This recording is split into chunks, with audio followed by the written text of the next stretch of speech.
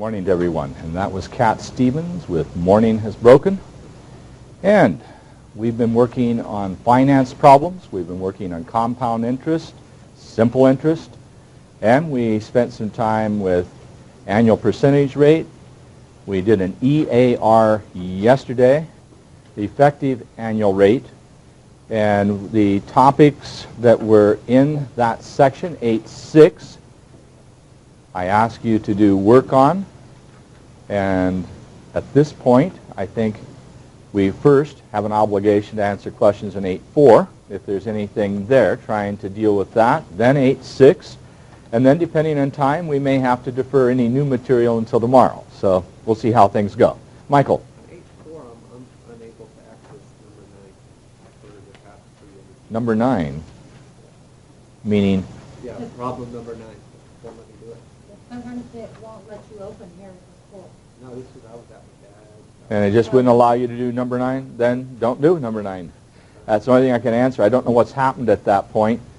Go back to number 1, and then we hit the enter key, so it goes 1, 2, 3, 4, and then when it hits to 9, you can see it.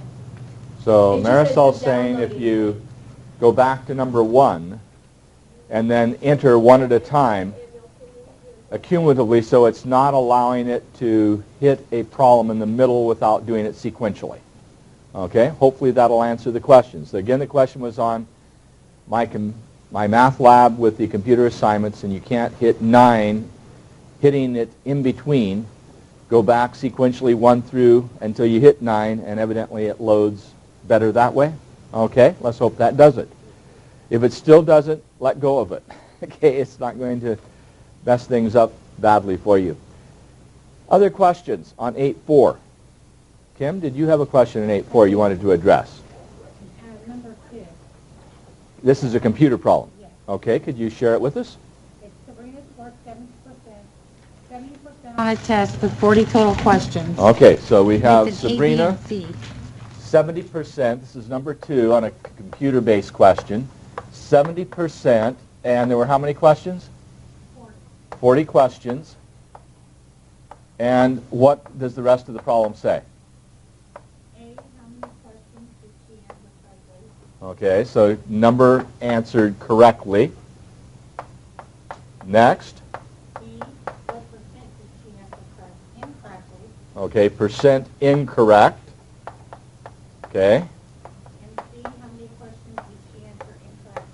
And number of questions answered incorrectly. And that's the one I couldn't figure out. Okay, this is, in some ways, if we were thinking of statistics, we refer to it as a Bernoulli situation.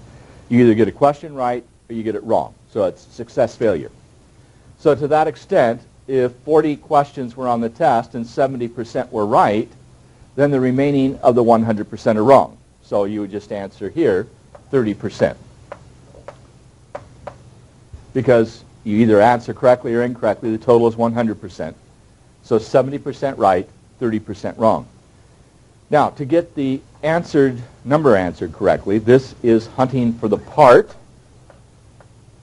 where we are interested in the base times the rate, the whole times the percent. I don't know which form you felt inclined to use, but this is the one that's consistent with the text and with what we did in Math 10.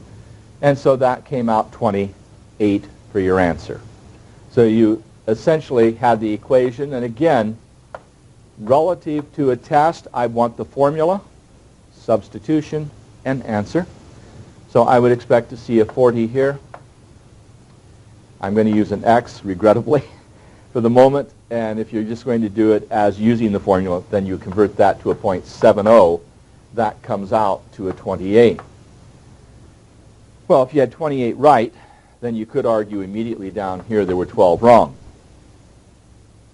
because the 12 and the 28 give you 40. But if you have 30%, then you'd say the part, again, is your 0.30 times the 40, which does come up to the 12 in that way. And again, I think the text is trying to hit you on is when you look at percents, you have a yes-no situation. That is, I wanted the percent correct. So whatever's left is the percent wrong. And it's not perhaps as critical as if I think in terms of what I'm wanting from you. That is the solution I would really like to see, and it's pulling a couple other things together that are ancillary to using percents to solve a particular problem. So I hope that answers the question. Okay. Anything else in that one? Or any other question in 8.4? Any other questions on the percent problem? Bomaro, question?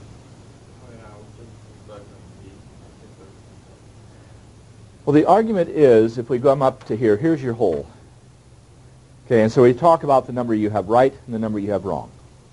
The percent you have right, the percent you have wrong. So if you had 40 questions in the test and you got 70% correct, that means you got 28 right, so 12 is wrong.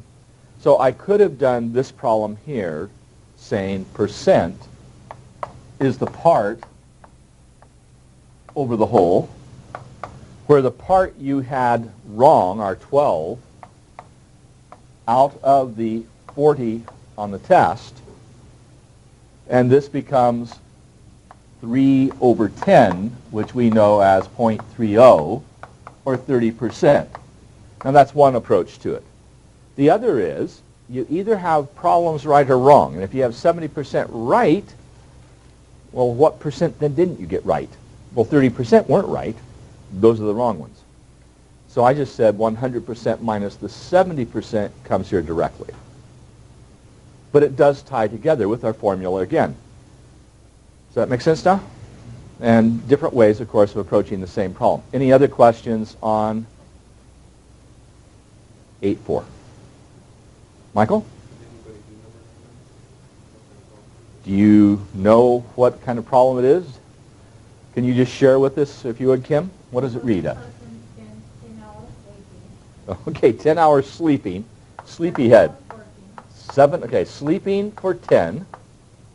And 7 for dollars, and I have hours. Out of habit. 7 hours working? Yes. Okay. 1 hour commuting. 1 hour commuting. 1 hour eating. And a 24-hour period. Okay. At the day of work. 24-hour period. And what is the question I'm wanting? What percent or what percent is left? Okay, you can see the priorities here.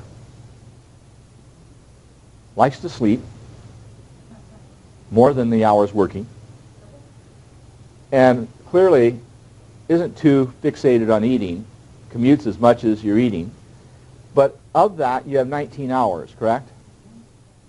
So the number left for other activities will be 5 hours. So I would be subtracting the total here from 24, getting 5. And so your percent would then be the 5 hours over the 24, which you would change to a decimal. You have to do the division and get it as a percent. It would have been more interesting to set this up maybe as a circle graph, as it's called. Some of the problems involve circle graphs or pie charts, as we call them, where you look at how many hours are involved. And so you would have 10 out of 24 for sleeping. Now that's not a nice fraction to work with, but if you had, say, 8 hours of sleeping, then 8 out of 24 would be 33 1/3%, and you can convert each of these to a percent. So again, what's interesting here, that first the subtraction part, and then to get the 5 over the 24. So you didn't miss a whole lot. Okay? That's number 9 that seemed to be having some difficulty coming up if you hit it right in the middle. So this is number 9 on the computer. Other questions from 8.4? Everything else is going okay?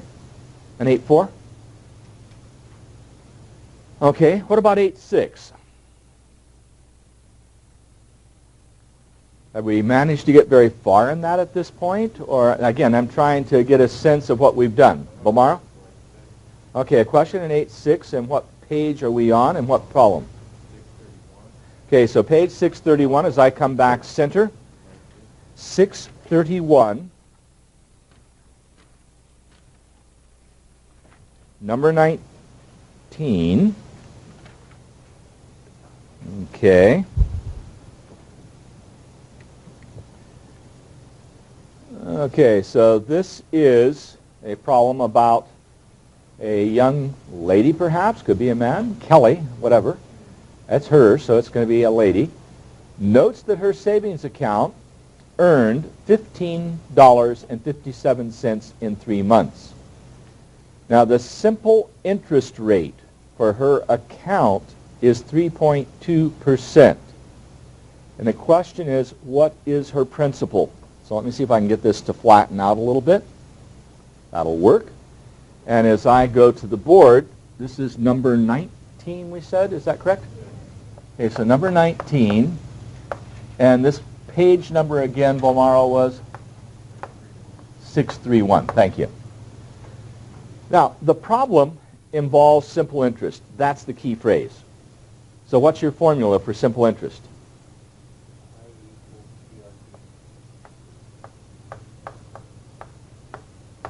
Now, just a caution here. Notation is very important to me. And I just want to remind you that I, in this particular case, for business, is interest. And if we were working with electronics, you might consider this I for current.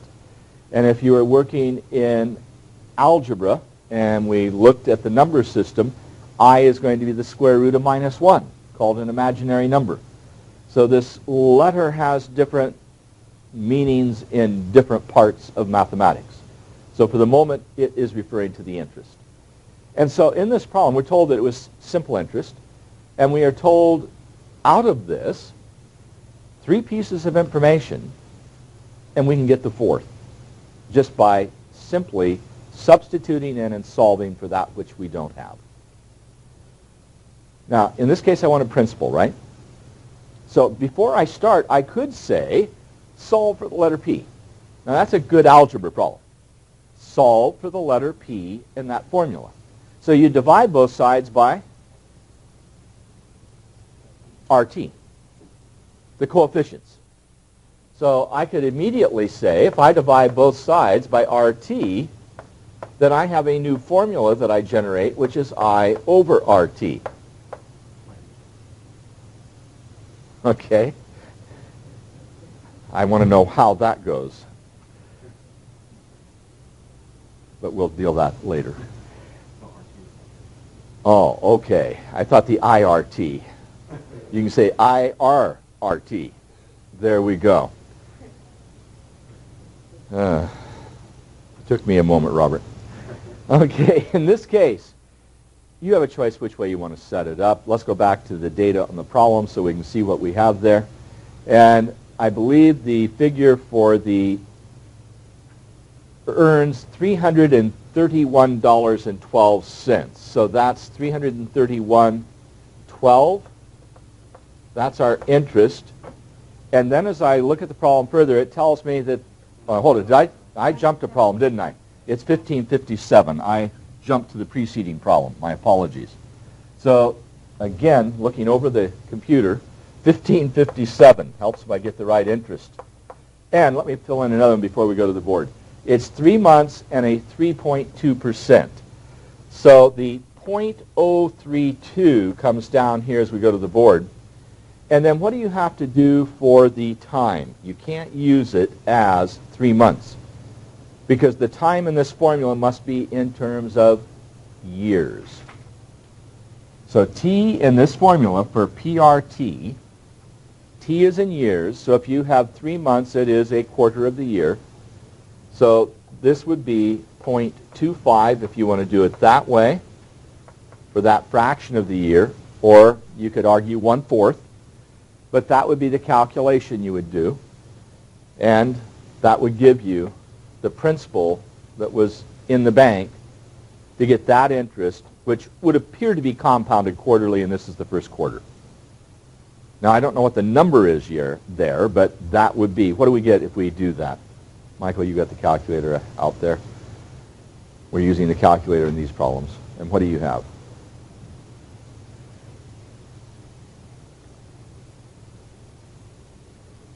Now, as you do this problem, keep in mind you're going to take the numerator and divide by 0.032 and then divide by 0.25. So what do we get out of that? I'm getting roughly 60 over 0.03, which would be 6,000 over 3. So I have about $2,000. 1,946 and what? 25 cents. Now, the way I did this, 0.25 is 1/4. So I can invert and multiply and have a 4 times this, and 4 times 15 is roughly 60. Well, 4 times 15 is 60, but that would be roughly 60. So I have 60 over a 0.03. Multiply top and bottom by 100. I have 6,000 over 3. That's 2,000, and I'm within $54 as an estimate.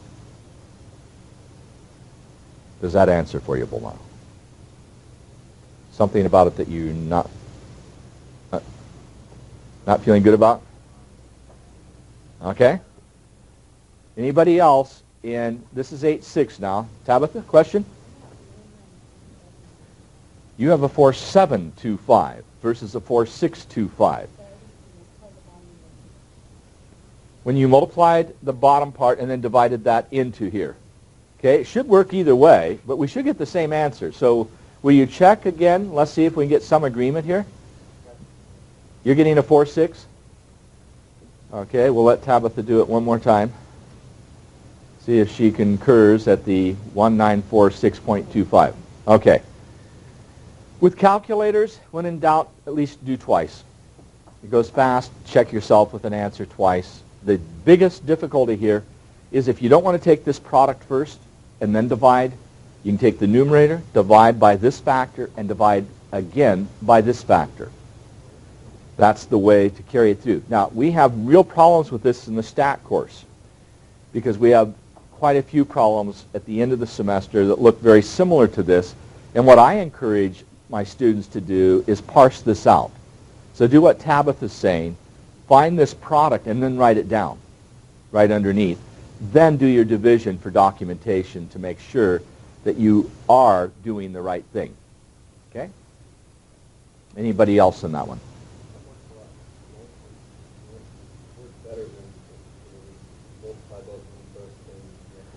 Yeah, it's the idea of chaining. Now, I say chaining, I mean this divided by this if there was another one on top. For example, just to illustrate, and this comes out of a slide rule mentality before calculators. But let's say I had a problem like this where it was 2 times 3 times 5, and I had it over 6 times 8 times, say, 12. Then these problems, I would not take the product in the top, take the product in the bottom, and then divide, because sometimes the numbers get so large that you exceed your calculator capability. So if you don't adjust with scientific notation, we did what we call chaining.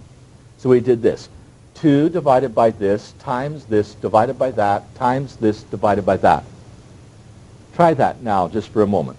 Take 2 divided by 6 times 3 divided by 8 times 5 divided by 12.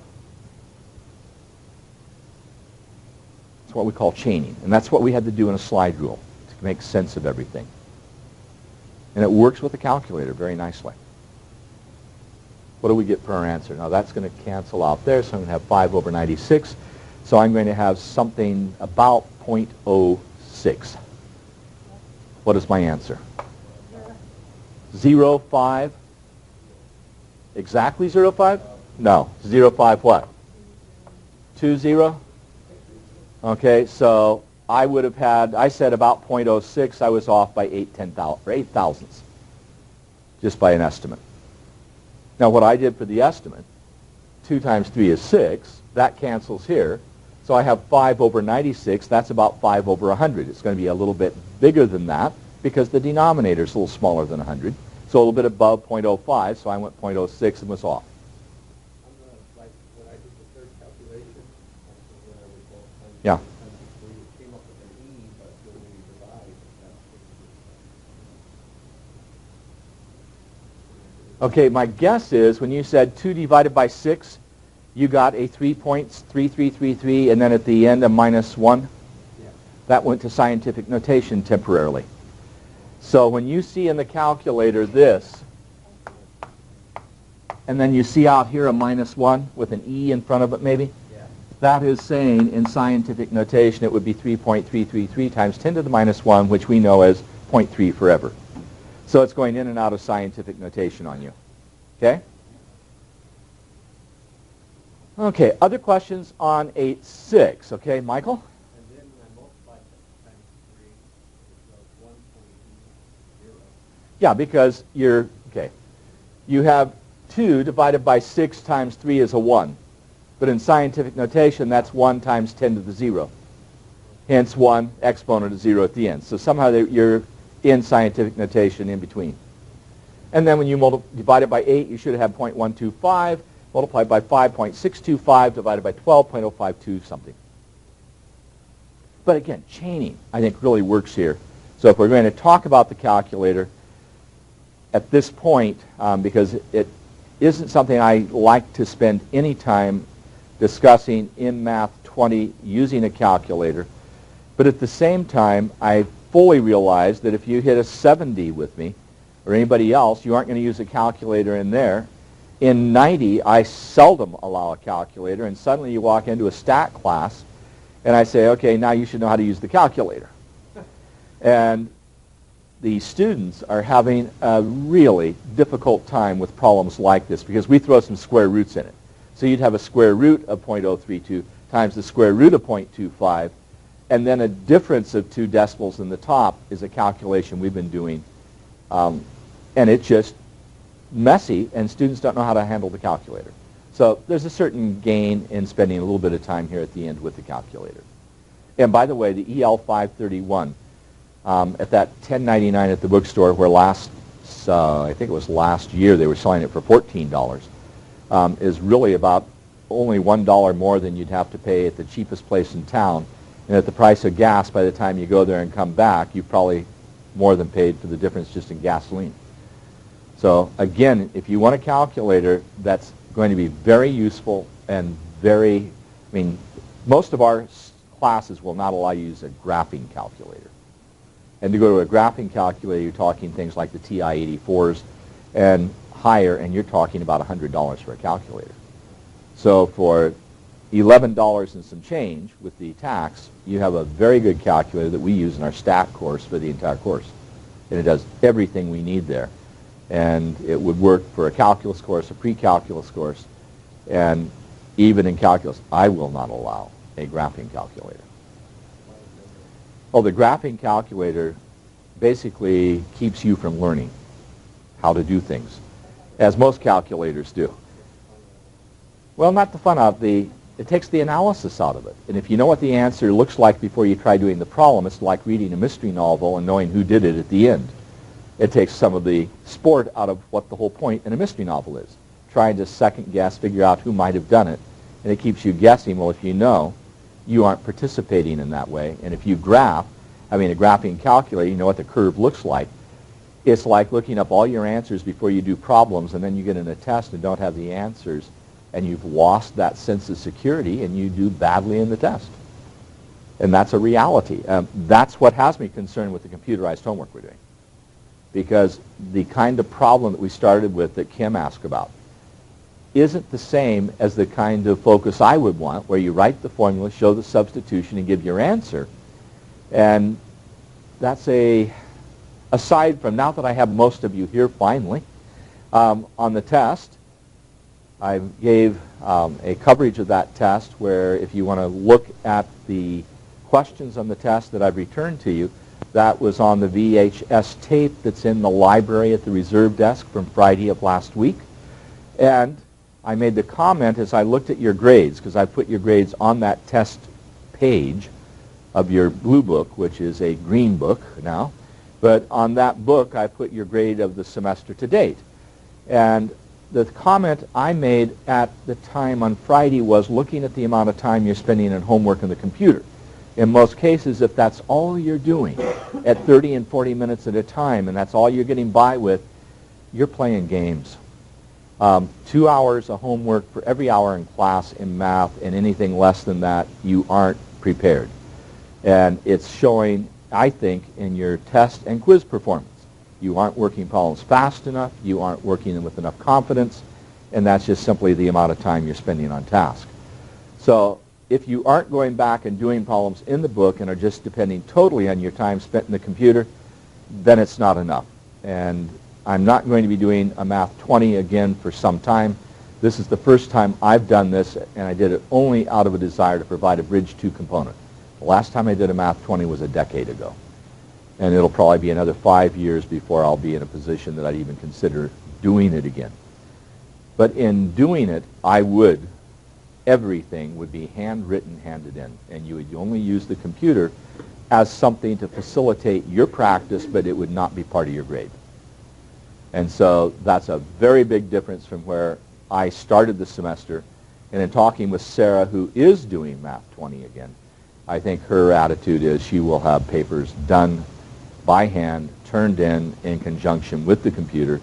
She still likes the computer, but understands also that it's not accomplishing what she wants, so I look for that change this summer, where she will be expecting you to do things on paper, not so much in computer, Marisol.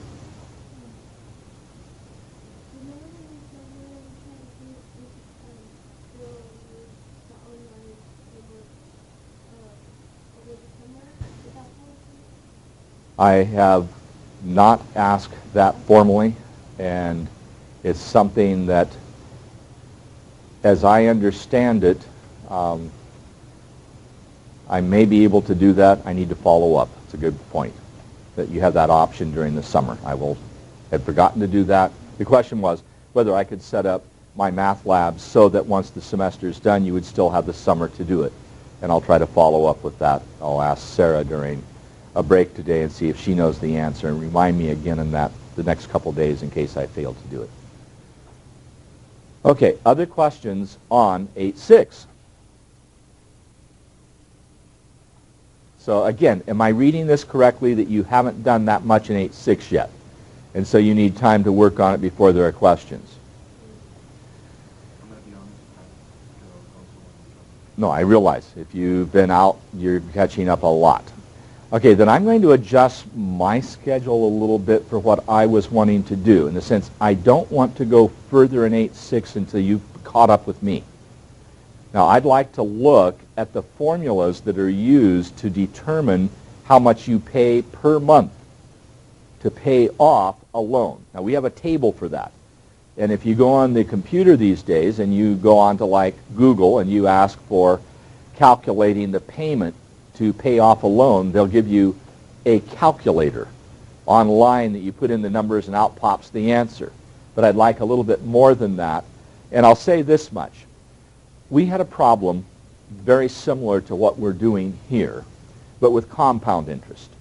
Now here we look for the principal, correct? Given the interest we had.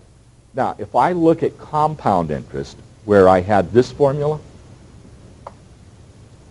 now, I think in your text it's called B instead of A, but you take the principal and then you take 1 plus, and then we took R over T, and then you did this, which is your compound interest if it were just annually. Now, if you have it in terms of quarterly, then the time is 1/4 of a year down here, and for the year you would have 4 times up there, and so we use the y to the x key for this. Okay. But the point is, there was a problem in which you started with a value A, and you wanted to solve for P. Well, that's exactly the same idea that, let's slide over, let's see how I want to do this. Just slide a little bit over for me, Ernie, then I'll come back. Here we solve for the principal, correct? Where typically we'd solve for interest. Okay, sliding back, we would typically solve for how much money do you have at the end of a year compounding quarterly? Or how much money do you have at the end of 10 years compounding quarterly? Well, here's a case where you look at the amount you have and you look at the letter P, correct? So if you look at it in that sense, this is what you expect to have a year down the line. You can go ahead and look at this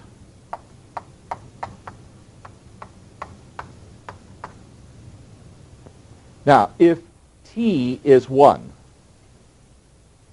okay, just one time for the year, then you just get a over 1 plus r.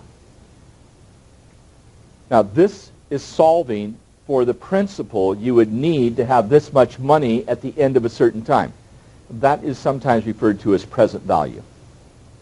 That's what I need to look at for the next part I want to do, but I don't want to be there in any detail until you've caught up with me. Okay? But it's the same game we played sliding back over here. It's the same game. You have a formula, and you solve for one of the letters, right? So coming back over here, I have a formula, solve for the letter P. Just an algebra problem. But we then talk about this as the present value of what you would need to invest to have this at the end of, say, 1 year or 10 years. So that's your present value that will generate this income at a future date. So if you put this money in the bank, compound interest, this is its future value. This is its current value. Well, we use that idea to get an amortization schedule payment. So rather than using a table, we have a little bit more than I've said there, but I'd like to wait on that until you have done some work in 8-6. And I'd like you to do that work in 8-6 tonight, like 2 hours worth. Okay, question, Michael, before I go on. In these formulas, what's the difference between, we're going to do the R over T first. Yeah, this is where you said R over T plus 1 equals, and then you took it to a power. That's why I say this is your Y value to the X. But typically this is, if we're doing quarterly compounding, okay, then I have, because this was just for 1 year I was dealing with, but if I did quarterly compounding, it'd be 1 plus R over 4. And then if I did it for 10 years, I'd say 10 times 4 because that's the number of compounding rates. Okay, but that's notationally going to be a little bit different than I've written it here, but I want you to understand that in essence, that's what we're doing. Okay. Jessica.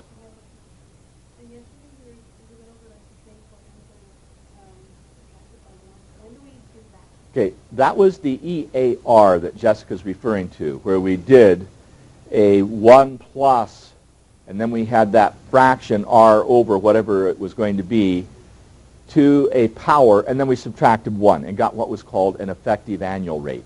You won't have to do that on the test, but I wanted you to be aware in credit cards that when we compare things, we don't always look at APRs. The annual percentage rate was demanded by the Regulation Z out of the federal government. I believe it was about 1968. And at that time, it was so that you could compare how much you're paying on various interests, because you had people saying, look, I'll only charge you 5% interest for this week. Well, as an annual rate, it was ridiculous. I mean, 5% for a week, that means you have something over 52 is 5%. Well, that's about 250%. We're back up to what they're doing in Brazil on these credit cards, where you have a maximum of $40 to $400 that we talked about yesterday. So when you see 5%, it sounds good, but it was for a week's time, 52 weeks in a year, and in essence is a 250% annual rate. And that sets off a little note in your head and says, that's not right.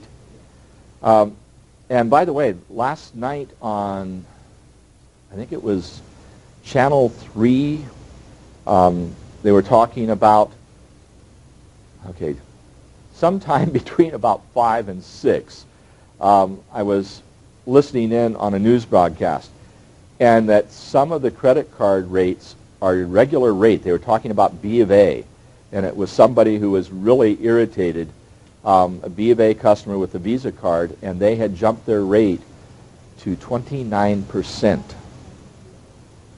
29%. Person had been paying more than the minimum payment and has a good credit rating, and jumped from like 7 or 8% to 29. And the state, he called and said, in essence, this is not right. And they said, well, the economy's bad and we're losing money, so we're going to increase the rates.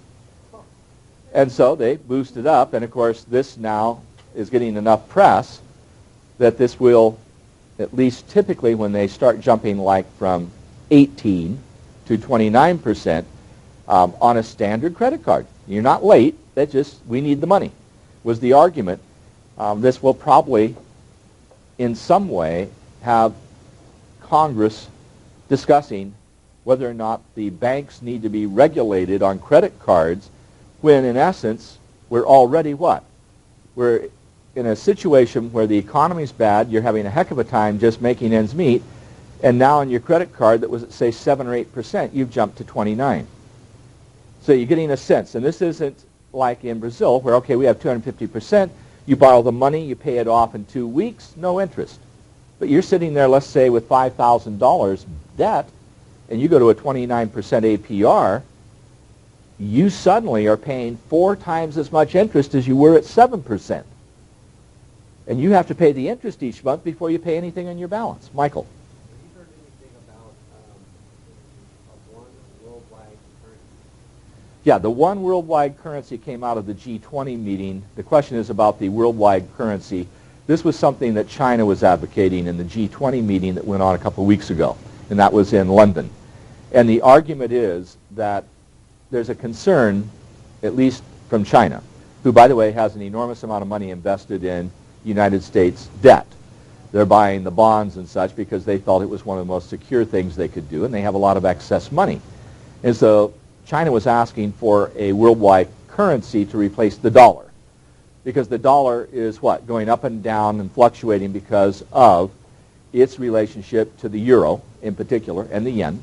And to get rid of that fluctuation, trying to just have a stable base across the board internationally. What feedback I heard on the news networks is it's probably not going to happen right now. But it's something that, if it were to happen, would be a little bit like when Latin was considered the language of everywhere and nobody spoke it, but they wrote in it. And so nobody actually using the international monetary amount, but benchmarking everything on that. So it sort of becomes like a pseudo currency that nobody uses, but you can say the euro now is in terms of this international currency, and the dollar related to that, instead of balancing everything off the dollar or off the euro. And so it's supposed to bring some stability, but that's as much as I can answer your question.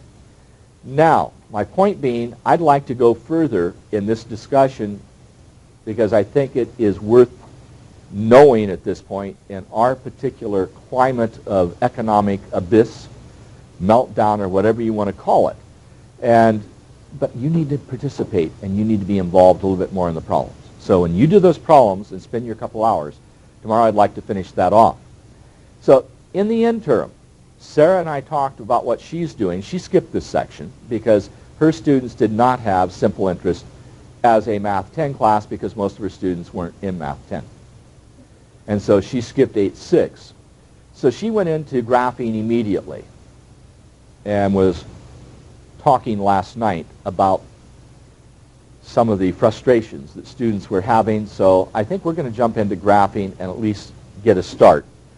So that's going to be Chapter 9. So let's take a moment to do some things in Chapter 9. And again, we have a real advantage as I come back center, and that advantage is you did graphing with ordered pairs in the simple closed curve unit. We talked about a rectangular coordinate system. This is not new. We talked about René Descartes. We talked about the idea of having an x and y axis and plotting ordered pairs. So none of that should be new to you. And in the process of working with the formula unit and some of the things we've already done, this introductory material in Chapter 9 should seem somewhat reasonable to you. So one of the first things to do is recognize some things about angles that we've been talking about. So I'm on page 647. Now this 0-degree angle, a straight line, I've talked about as a straight angle. And so we've talked about putting like a lever in the middle of that line and the two angles adding together to be 180. Here is your right angle we've been talking about. And then an angle that is less than 90 is given the name acute, A-C-U-T-E. as opposed to an angle more than 90, which is called obtuse. So acute and obtuse. A is closer to the beginning of an alphabet, smaller than obtuse, which is at the end of the alphabet, larger. Here's your 180 degrees, the idea of rotating counterclockwise, and we've talked about that.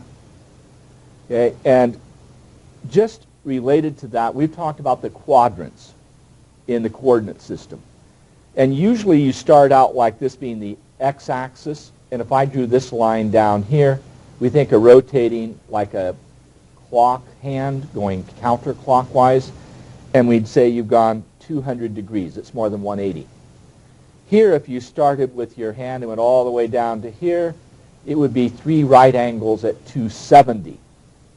And it's just some information about geometry. It's not all that critical. If you come full circle, so you start the hand here and wind it all the way back, we say you've gone 360 degrees. So the formal statement for acute, right, and straight is down here on 647. We don't typically these days have a geometry course that we formally offer and require. Now, we come off there for a moment. We did have in the curriculum a geometry course, and you took 70, beginning algebra, then you took geometry, and then you took intermediate algebra. And then it came to the point that we didn't feel we could defend the geometry course, so we took it out of the curriculum. It's been basically in limbo for a number of years, and it's being pulled back out of the curriculum because the graduation requirement is going to be a course beyond Math 70. So if you were to come into the college, I believe it's this fall, then the graduation requirement would be a Math 90 or equivalent. And so there's some thought that the geometry becomes an important course to provide in there. But the geometry concepts that were typically presented in the high school curriculum followed a beginning algebra course with a full year of geometry. We don't do that as part of our curriculum, and so there are very few places you can get comfortable with the language of geometry. And it is a jargon. Otherwise, you need to know what I mean by a right triangle, a right angle. You need to know what I mean by a straight angle, what I mean by counterclockwise, what we mean by acute, obtuse angles. That's just part of your vocabulary. Just a note here, and this again comes out of geometry, and I haven't taught this in years, but notice the angle, there's a ray there, looks like an arrow, and we do that indicating that that side of the angle, and this is sometimes referred to the terminal side, this is the initial side, and the measure of this distance on this arc is the measure of the angle in degrees, and that's 65 degrees. Just a comment here, more as a matter of information, and I don't know to what extent we're going to find it in here, but if you have an angle, we don't just measure them in degrees. We measure them in real numbers, and so if you have 180 degrees, we would call it pi radians. So you're going to find the letter pi no longer referring to 3.14, but referring to a 180 degree angle. So 2 pi radians is 360 degrees. 90 degrees is called pi over 2. And of course an angle is defined by the intersection of 2 line segments, 2 rays, 2 planes. If I think of opening your book where I have, well, in fact, well, Marla, could you hand me 2 of those pieces of plastic there? A flat surface like this plastic sheet is called a plane, as opposed to a line. So if I let 2 of these plastic surfaces intersect, like the pages of a book, that creates an angle also. So the angle between 2 planes, the angle between 2 lines, and so we think of this idea of an angle in both 2-dimensional and 3-dimensional references. And of course, the obvious thing that's done at the beginning is 2 points determine a line, a unique line. Okay, and so the line goes infinitely far in any direction. We've talked about complementary angles. And of course, this on the test would be a case where if I gave you two angles are complementary and one's twice the other, then you know that they add together to give 90 degrees. So complementary angles add together to give 90. Supplementary angles add together to give 180. It's just part of your vocabulary. We talked about similar triangles, similar figures, when we were doing proportions. Well, as we look at this next diagram, if the two angles are the same measure, we say they are congruent. And if you thought of those being rigid shapes, you could put one right on top of the other and they would match up. So when I had two triangles that were similar and one looking like a reduced version of the other, the three angles were congruent. They were just smaller versions in terms of the sides. Well, then this brings up part of the vocabulary, again, just vocabulary, but it's an important vocabulary to master and have at your background.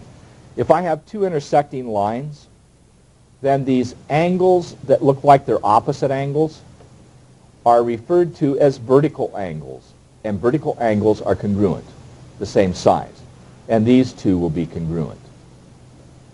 Well, this brings up then the idea of a perpendicular line, coming off there for a moment. Here's my standard coordinate system, and the horizontal axis is perpendicular to the vertical axis. I've shared that with you in the past. This is your 90-degree angle. So if two lines meet, and if their angle of intersection is 90 degrees, they are perpendicular to each other. Then there's a very classic statement that comes out of what's called Euclidean geometry. And one of the most widely written, I should say read books, was written by Euclid. And there were a series of books on geometry. And we refer to that as Euclidean geometry because it was a very important statement made by Euclid, which was something that you don't prove. It's something that you basically say you accept as a basic proposition. Now, I need to express that a little more eloquently than I've done. We had 9 properties, and then we added the closure properties and got 11 for the real number system, correct? And we said this tells us everything we need to know about the real number system. We had the distributive property, the community property, the associative property. We had the identity, the inverse, the closure properties, the distributive property, a total of 11. And we say we agree on these statements, and that tells you what to do with numbers, as long as they are real numbers. Remember I said little I refers to an imaginary number, and we extend the system to what are called complex numbers. Well, in geometry, we make the same kind of statements. And Euclid referred to these as 5 postulates, 5 statements that were agreed to. And one of those, the 5th postulate, said if I start with a line and take a point not on the line, so draw me a line in a piece of paper. Straight edge preferred, but I'll take any line you draw. And then put a dot somewhere above the line. Now the question, how many lines can you draw through that dot parallel to the original line? Now parallel means don't meet, right? So how many lines can you draw through that point not on the line given that will be parallel to the line you first drew? And the answer is 1. Well, that's called the 5th postulate of Euclid. Now, it's the version I just gave you is known as Playfair's version of that postulate. But the idea is there is only one line that can be drawn. And that postulate was argued for a long time, that maybe you could prove that. Well, it turned out you can't, and if you negate that and say there are more than one, there is more than one, there are more lines than one that you can draw through that point, you get what we call non-Euclidean geometries. And they became very important in some of the work that Einstein was doing. So this whole idea then of lines that are parallel, cut by another line. So draw me 2 lines that are parallel, like railroad tracks, on a piece of paper for a moment. Draw a second line parallel to the first, and then draw a line cutting both of them at any angle you want. You got it? Doesn't matter where you, there is no middle to lines technically because they go forever, but middle of whatever you drew. So what I would expect that you maybe have drawn as I come over here, let's see, yeah, we're still at camera 2 here. You have something like this, those are your parallels, and then we have that. Okay, so this is called a transversal. And we're cutting 2 parallel lines, and so we talk about angles. And so you have other statements about angles, things like these are interior, they are alternate interior angles, and they're equal. Here you have 2 angles that create a straight angle. So there's a lot of things that go on with parallel lines. So I'm going to come back now to the document cam for a moment. Document cam, Marie. Thank you. On the document cam, I have perpendicular lines, and we just talked about parallel lines. So if we come off there, I'm going to look now at the general case where I have 2 lines intersected by a 3rd line. Now this is the diagram at the bottom of page 649. Now this line that I'm going to point to is called the transversal, and it's cutting 2 other lines. These are not parallel. They will meet some point. But if they're parallel, then the transversal creates things like 6 and 7, for example, down here. Angle 6 and 7 are vertical angles, so they're equal. And if that were a parallel line, then 3 and 6 would be the same size because they're alternate interiors. Now that's a lot of vocabulary, I realize it. But there aren't very many places in our curriculum where you get to see such vocabulary. Page 651 is what I was just referring to, where we have 2 lines, M and L. And they are parallel. Now, angle 3 and angle 6, alternate interior. They're interior to those parallel lines. Here's your exteriors. Here's your interior between them. Alternate interiors equal. 6 and 7, vertical angles are equal. 2 and 6 are equal. 4 and 8 are equal. A lot of things happening there, okay, in the process. Now I'm going to come off there to a whole host of definitions here. Alternate interior angles, alternate exterior angles, consecutive exterior angles down at the bottom, and consecutive interiors. And so you can reference that. And of all this, coming off there for a moment, at the bottom of the page where you have this set in, whoa, how did I just manage that? Okay, let me try something. I just went to pink on the screen. Okay, with a blue screen it went pink. Now, let's go to the document cam. Here is the what are called rules, and it's referring to the alternate interior angles and such. I'm at the bottom of 650. You just need to go through and read some of that and understand it. Okay, so coming off there. The point is, I can write all sorts of word problems that ask you to go ahead and solve problems related to this. And so, for example, here is a typical word problem that comes out of that on page 652. Let's see what I have here. Let me see first. I want to see where my problem is. Okay. I don't like the way that one's stated. But I'm looking at example 5, 652.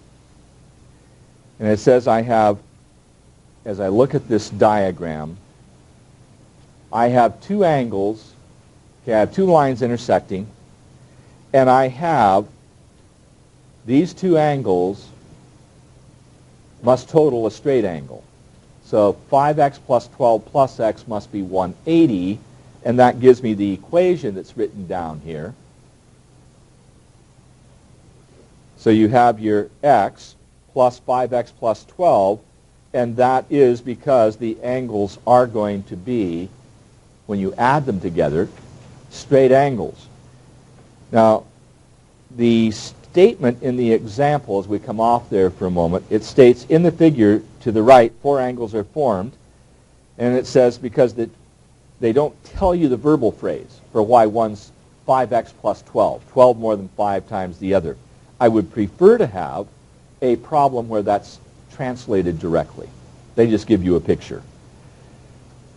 Before we leave this with the little time I have left, at the bottom of 653, your right triangle, you're familiar with that? This is referred to as an acute triangle because all the angles are acute. This is an obtuse triangle because it has an obtuse angle. Not much there coming off that. What is involved then are problems related to this on page 656, 657. And so that's in section 9.1, and it goes all the way up through page 660. That's where I want to spend some time after you've done 8.6, but the key tonight is to get 8.6 done, or at least a lot of it, and then just read this. Try to get the language. So, Ernie, as we come back to Cat Stevens...